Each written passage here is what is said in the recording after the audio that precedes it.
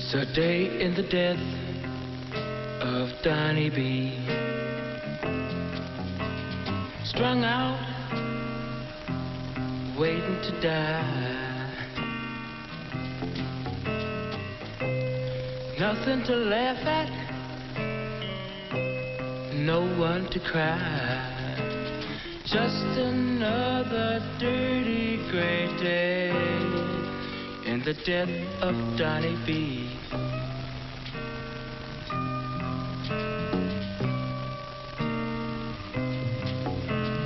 Just another dirty gray day in the death of Donnie B. Drugs is just a waste of time. Just to be normal, you have to go through a lot of hell.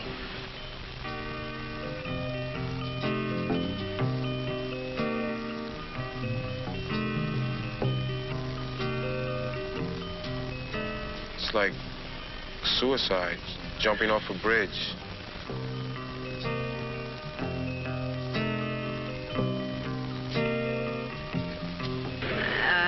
I know he's killing himself, and I have a sneaky suspicion that he knows it also.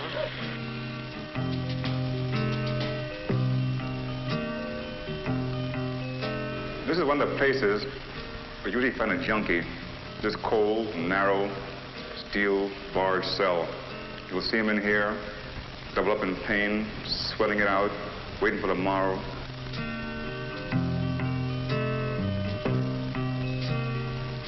I really didn't know who I was, what I was or where I was going. He is socially dead, morally dead, and soon he will be physically dead. Drugs are a cop-out. It really doesn't help the matter any, makes it worse. You're a poor person. Here you have a very expensive habit. In fact, you're really living like a rich person, because here you're giving yourself something which is going to cost you quite a few dollars per day. And where's the money going to come from? No one's going to give you that much money a day.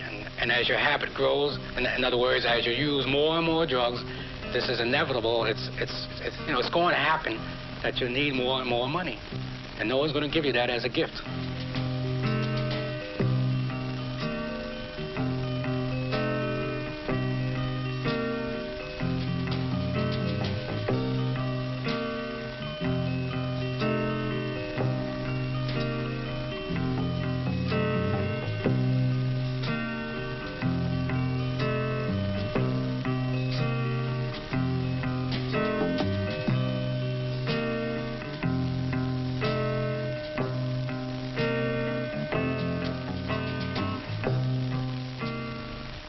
No one is going to have to be sorry for you and give you money just to be giving you money, but because you look sick, because your habit is coming down on you. You're going to have to get the money somehow, so you're going to steal.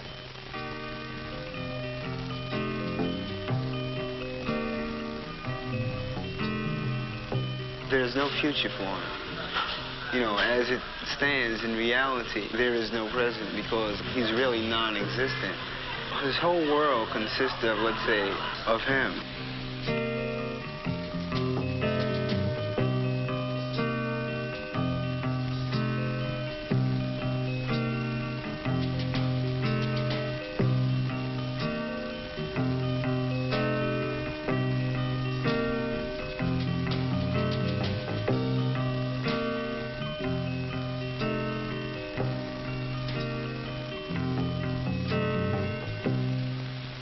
The economic crisis consists mainly of the hassle of trying to get that dollar, stealing, lying, cheating their friends. They like to use people for what they can get. They might as well be dead. My husband has been around this problem quite some time, and when it hit our family, at first, it sounds so cruel for my husband to say, well, I guess I better go out and get some more insurance out on him, because since he doesn't give a damn about his own life, at least we can make some money from it. And I thought this was very cruel to have my husband say something like this. But then when you sit down and think about it realistically, this is exactly what he's doing. what has to happen, the addict has to like change his present view that he has of himself. If he doesn't, he will remain a walking corpse. And until this thing happens, he will continue on this path to nowhere. It's a day in the death of Donnie B. Can't see a blue sky above. Can't feel the raindrops.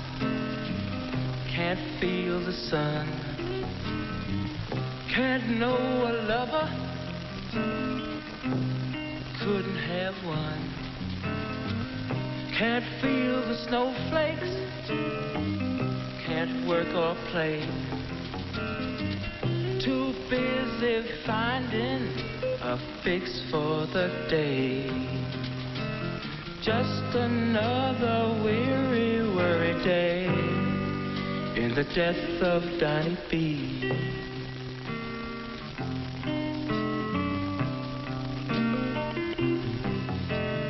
Just another weary, worry day in the death of Donnie B.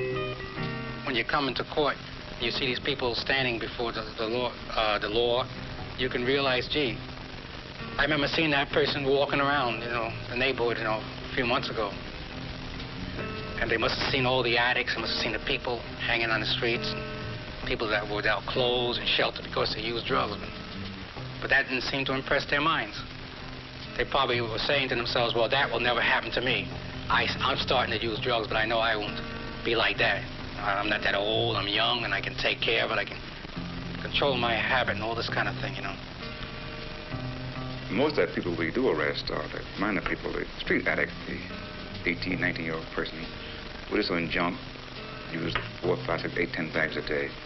Arrest them for either possessing narcotics itself or for committing various crimes they need to do in order to get the money to supply their habit. And he spends anywhere from 6 months to 2, 3, 4 years in jail on each offense. It's kind of hard to see a young person almost near death because he stuck a needle in this arm. A person who's vital, who has a lot of life in him, who should be going to school and who should be playing, playing basketball or something, yet and has a body to be able to do these things.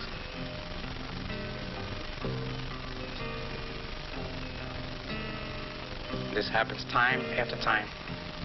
Seeing even teenagers almost dying, fighting death. Many people stand around in the crowd, and watching this person if they see this kind of thing, and there's not too much sympathy for it. This is a different kind of death. He's sleepy, his nose is running, he itches. He feels cold, he feels hot. He doesn't even know what the sun really looks like. He's literally living in a world of illusion. He's like a zombie.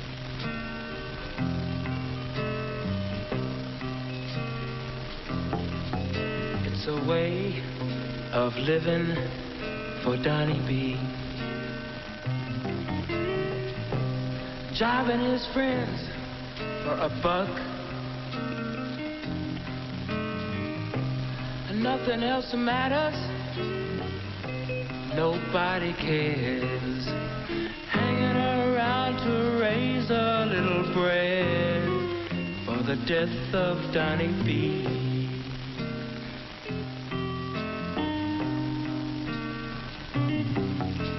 Hanging around to raise a little bread for the death of Donnie B.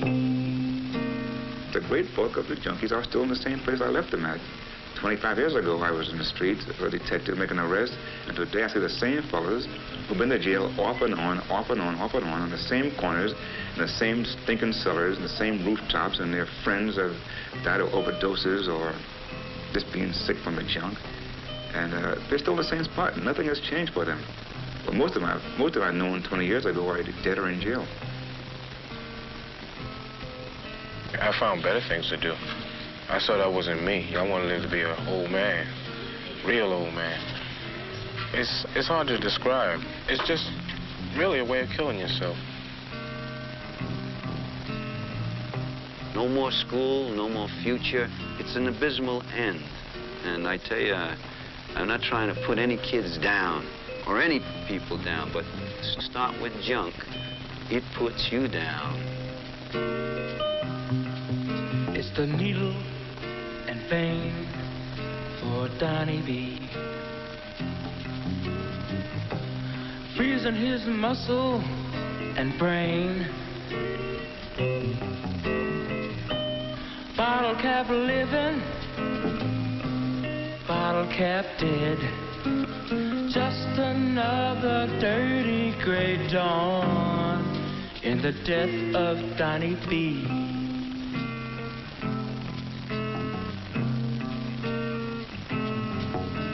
Just another dirty gray dawn in the death of Donnie B. So it's a pretty rough story. There's no easy way to tell a guy, don't take it because you get jaundice, because you get syphilis, because you die. No, he doesn't want to listen. This guy knows everything about dope. The only thing he doesn't know that when I see them in the autopsy room on a Monday morning, you see this fish-eyed look looking up at the ceiling. It's the end of the road. And then you got to call the old lady in, his mother, and tell her to pick up the brown paper bag up front and take all his clothes. That's the end of the road for her boy. And then she says, why? Why? Goodbye, Donnie. You're feeling no pain. Messing up your life with that needle and fame.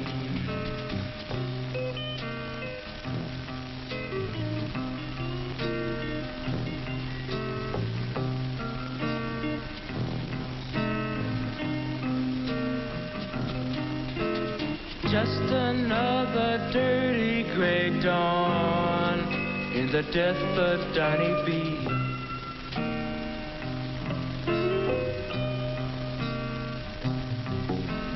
Just another dirty gray dawn in the death of Donnie B.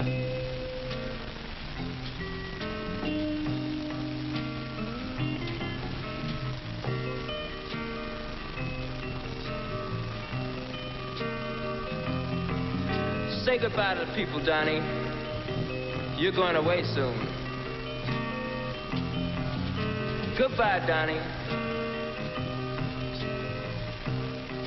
Goodbye, Donnie.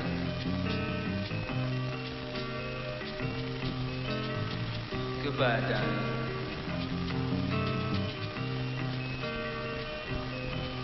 Goodbye, Donnie.